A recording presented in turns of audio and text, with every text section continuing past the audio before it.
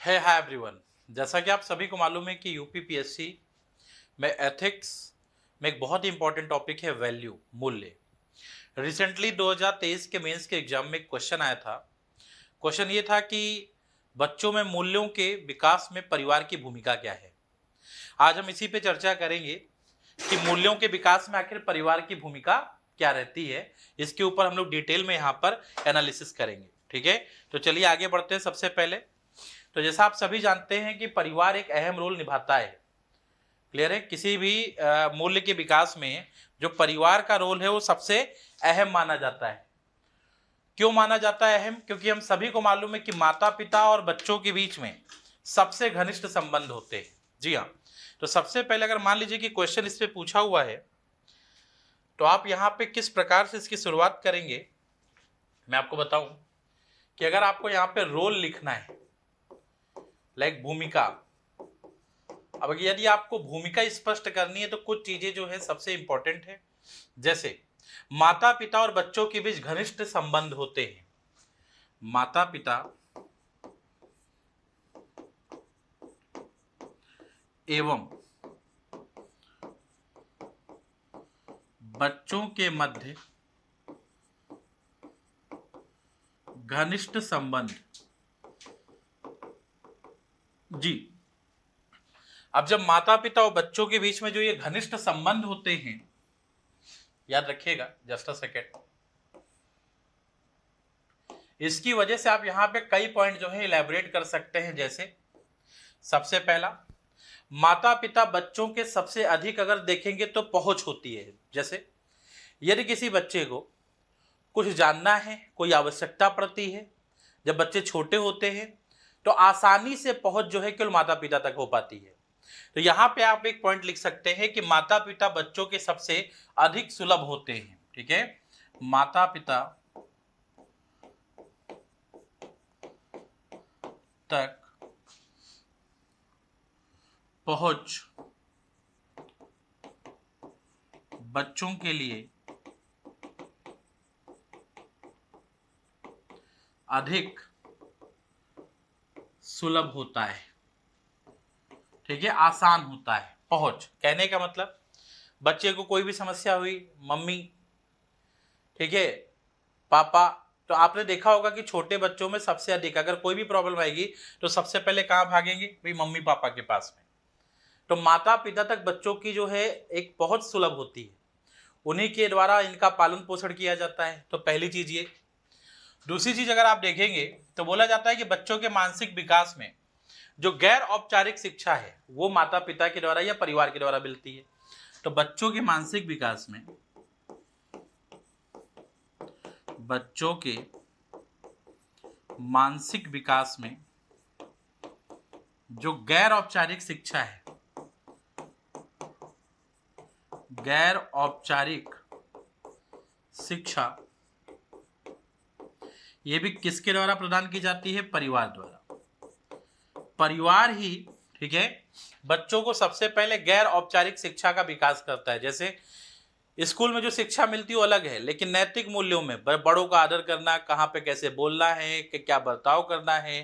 ठीक है, हम बच्चों को सिखाते हैं जय जय करो मंदिर के सामने, ठीक है, तो हाथ जोड़ते हैं। तो जो गैर औपचारिक शिक्षा है, ठीक है, या बच्चों का जो मानसिक विकास है, उसमें सबसे अहम रोल परिवार का होता है और माता पिता का होता है।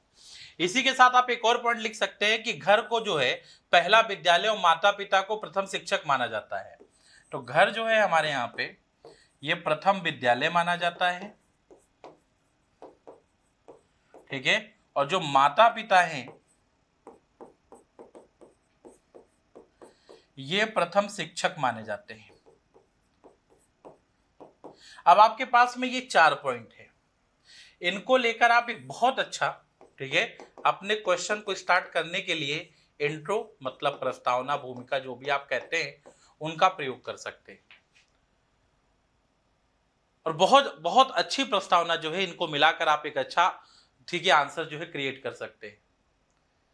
अब हम अगले पड़ाव पे चलते हैं और अगला पड़ाव यह है कि माता पिता मूल्य निर्माण में कैसे सहायक होते हैं।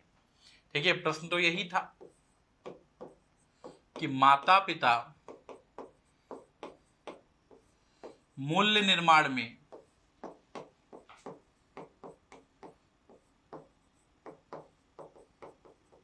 कैसे सहायक होते हैं। अब माता पिता मूल्य निर्माण में कैसे सहायक है, इसका मैं आपको एक एग्जांपल देता हूं, समझेंगे बच्चों।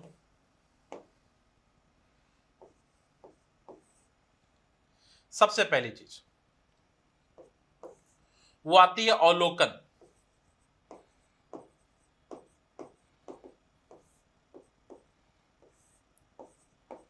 ऑब्जर्वेशन। अब ये अवलोकन ऑब्जर्वेशन कैसे कार्य करेगा, तो आपने देखा होगा कि बच्चे जो है माता पिता के व्यवहार को देखकर उसी व्यवहार को अपना लेते हैं। कहा जाता है कि बच्चों को कुछ सिखाइए, उससे जरूरी है कि अगर आप उनके साथ वैसा व्यवहार करेंगे उनके सामने, तो वो भी आपको देखकर वैसा ही व्यवहार करेंगे। तो अवलोकन जो है ये एक अहम रोल प्ले करता है, जहां पे बच्चे माता पिता के व्यवहार को देखकर मूल्यों को आत्मसात करते हैं। ठीक है, बच्चे माता पिता के व्यवहार को देखकर मूल्यों को आत्मसात करते हैं। ठीक है, तो मूल्यों का विकास होता है सबसे पहले ये, क्योंकि आपने माता पिता के व्यवहार को देखा है। तो एक पॉइंट आप यहां लिख सकते हैं, उदाहरण के लिए लिख सकते हैं।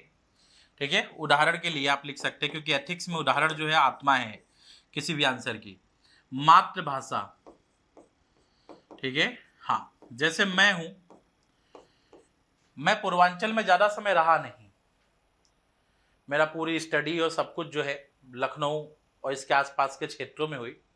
लेकिन क्योंकि घर में लोग भोजपुरी बोलते थे, तो मेरी भी भाषा घर में बोलने की भोजपुरी ही हो गई। और हम लोग घर में आपस में बात करते समय भोजपुरी का ही प्रयोग करते हैं, क्योंकि भाई पूर्वांचल है, मैं बलिया का रहने वाला हूं, तो मैं अपनी उस भाषा का प्रयोग करता हूं, क्योंकि हमारे घर में उस भाषा का प्रयोग किया जाता है। तो इसके लिए कोई ऐसा नहीं कि हमें भोजपुरी सिखाई गई, हमारी मातृभाषा थी। ठीक है, खान पीन आता है दूसरा। ठीक है, खान पान। तो खान पान जो है ये भी हम कहां से सीखते हैं, अवलोकन से सीखते हैं। बच्चे देखते हैं किस प्रकार से खा रहे हैं, माता पिता जो चीजें जो है उनको अवलोकन मतलब ऑब्जर्वेशन करने के द्वारा इन सभी चीजों का विकास होता है। इनकी कोई अलग से ट्रेनिंग नहीं होती है। तो ये चीज आप यहां पे लिख सकते हैं। दूसरा अगर आप देखेंगे तो आप दूसरा पॉइंट यहां पे लिख सकते हैं, अनुकूलन, कंडीशनिंग।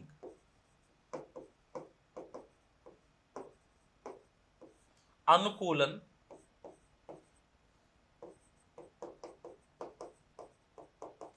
कंडीशनिंग कहने का मतलब समझिए, हमारे यहां पे दो चीजें होती हैं। एक होता है रिवॉर्ड, ठीक है, पुरस्कार। ठीक है, पुरस्कार दिया जा रहा है। और एक होता है पनिशमेंट।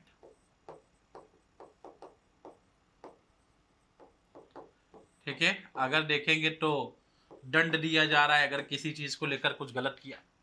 तो माता पिता बच्चों में या परिवार बच्चों में क्या करता है कि अगर वो कुछ अच्छा करते हैं तो उनको पुरस्कार दिया जाता है, और अगर वो कुछ बुरा करते हैं, ठीक है, अगर आप देखेंगे कुछ बुरा करते हैं या गलत व्यवहार है, तो फिर उनको एक हिसाब से दंड जो है भुगतना पड़ता है।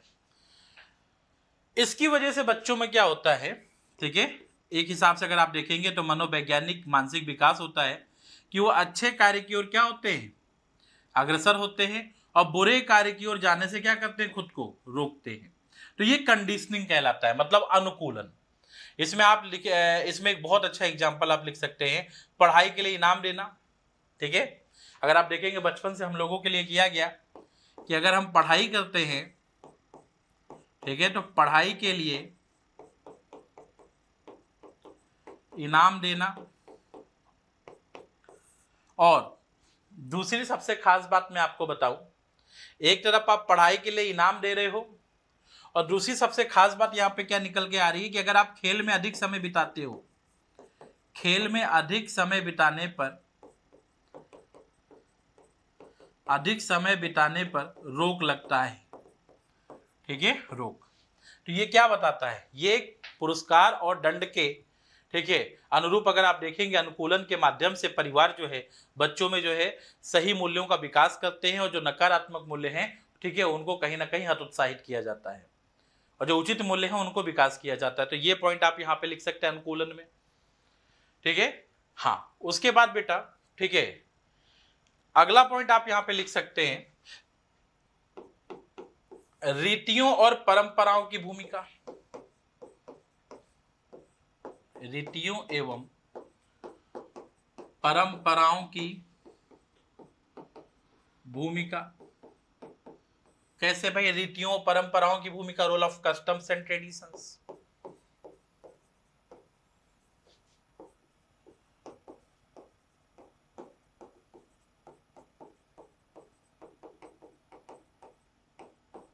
Role of customs and traditions क्या कहलाता है बेटा, सबसे पहला, क्या पारिवारिक परंपराएं बच्चों में अनुशासन और संगठन के कौशल को विकसित करती हैं।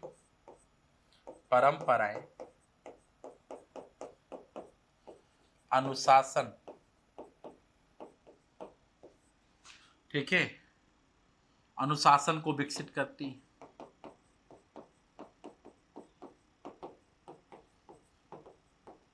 ठीक है, अनुशासन को भी विकसित करती हैं, संगठन कौशल भी विकसित होता है, ठीक है। जैसे मैं आपको एक एग्जांपल देता हूं, आपने सुना होगा एक बहुत अच्छा शब्द चलता है पितृसत्तात्मक समाज, पैट्रियार्कल सोसाइटी। आखिर ये पैट्रियार्कल सोसाइटी है क्या? तो पैट्रियार्कल सोसाइटी बाकी कुछ नहीं है, मान लीजिए उदाहरण के स्वरूप में, ठीक है, हाँ, यदि परिवार में महिलाओं को बाहर कार्य करने से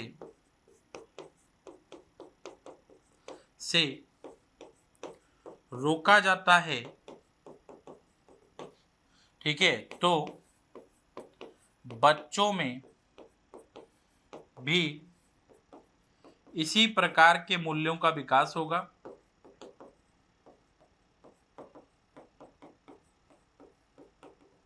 ठीक है। और कहीं ना कहीं पुरुषवादी मानसिकता जो है, पैट्रियार्कल जो है, ठीक है, ये आपको देखने को मिलेगा। मतलब पैट्रियार्कल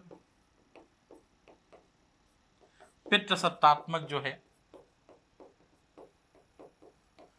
ऐसे सामाजिक जो नकारात्मक मूल्य हैं इनका विकास होगा, जो दूसरे मूल्यों का हनन करते हैं। जैसे अगर आप देखेंगे नारी की स्वतंत्रता,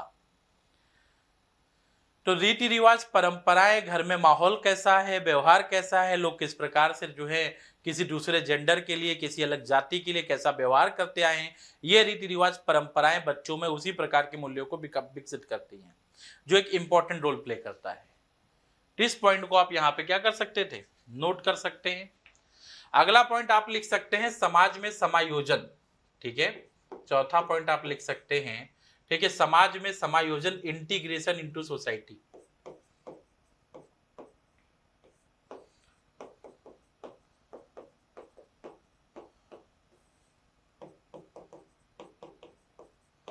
इंटीग्रेशन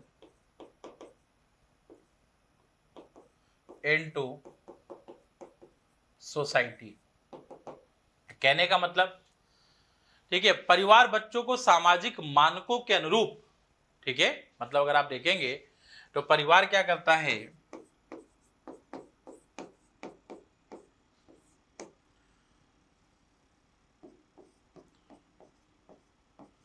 बच्चों को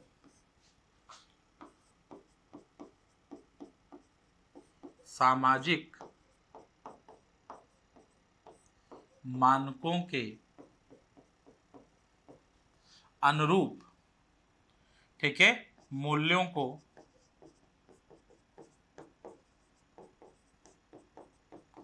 आत्मसात करने में योगदान देता है।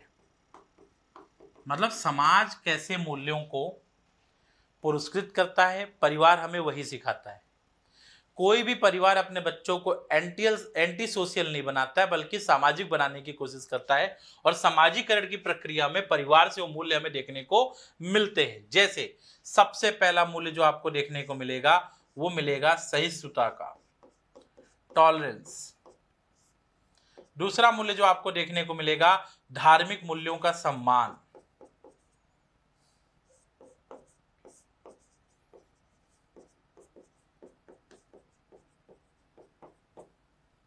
तीसरा पॉइंट जो आपको देखने को मिलेगा वो मिलेगा बेटा क्या कहते हैं, करुणा, ठीक है, कंपैशन, इंटीग्रिटी, सत्यनिष्ठा। ये पॉइंट आप लिख सकते हैं,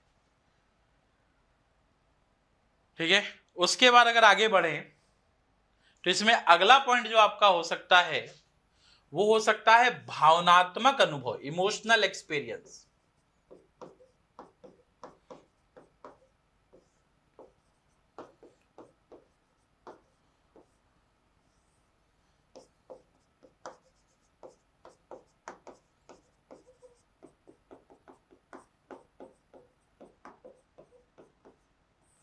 भावनात्मक अनुभव, इमोशनल एक्सपीरियंस। जैसे सुरक्षित वातावरण में पले बड़े बच्चे दूसरों पर अधिक विश्वास करते हैं। दो वातावरण है, मान लीजिए एक सुरक्षित वातावरण है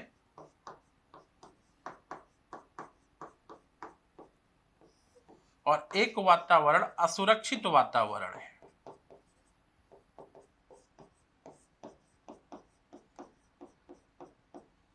ठीक है, जो बच्चे सुरक्षित वातावरण में पले बड़े हैं वो दूसरों पे अधिक विश्वास करते हैं,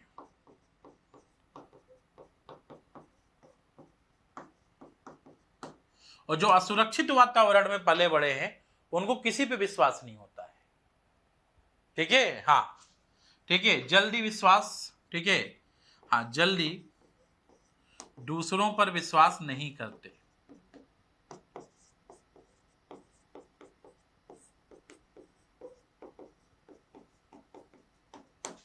ठीक है, तो ये पॉइंट आपको यहां पे देखने को मिलता है।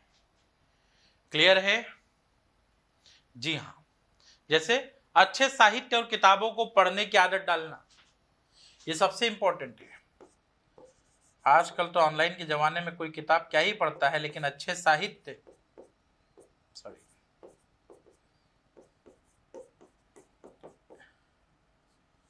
को पढ़ने की आदत डालना, उससे उनके अंदर जो है पॉजिटिव जो इमोशंस क्रिएट होंगे, और इससे वो क्या करेंगे कि दूसरों पे विश्वास करने की, ठीक है, उनकी क्षमता जो है उसमें वृद्धि होगी। अगला छठा लास्ट पॉइंट लिख सकते हैं। 6 डायमेंशंस बहुत हैं क्योंकि शॉर्ट में क्वेश्चन आया था और आप इसका आंसर परफेक्ट आप लिख सकते हैं। लोकतांत्रिक निर्णय निर्माण, लोकतांत्रिक निर्णय निर्माण, जी हाँ, मतलब democratic decision making, democratic decision making. कैसे बेटा? डेमोक्रेटिक, परिवार बच्चों को निर्णय लेने की प्रक्रिया में, ठीक है, भाग लेने की अनुमति देनी चाहिए। अगर मान लीजिए परिवार द्वारा, ठीक है, निर्णय लेने की प्रक्रिया में, निर्णय लेने की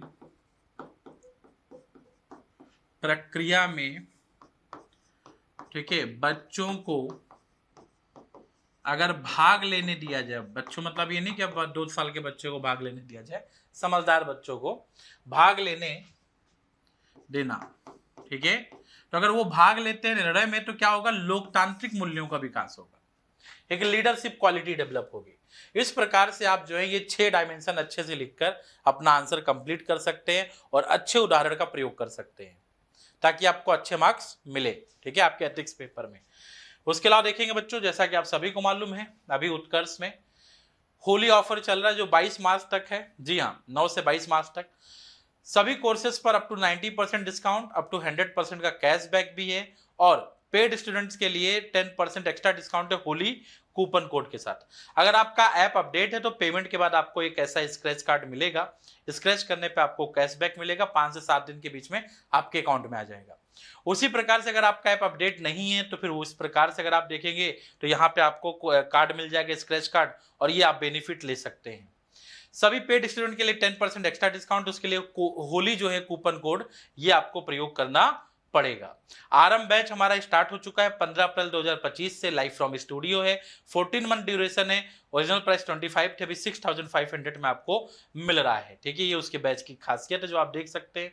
साथ ही साथ अगर यूपीपीएससी फाउंडेशन हिंदी माध्यम लाइव फ्रॉम क्लासरूम की बात करें तो 9,500 रुपए में स्टैंडर्ड फी थी, प्राइम फी 13,500 में। अगर आप देखेंगे तो ये चीजें आपको अवेलेबल हैं, क्योंकि स्टैंडर्ड की फी 65,000 थी, वो आपको कम मिल रही है, प्राइम की फी 85,000 थी, जो 13,500 में आपको अभी अवेलेबल है। ये ऑफर केवल 22 मार्च तक है, तो उसके पहले ज्वाइन करें और अपने सपने को साकार करें।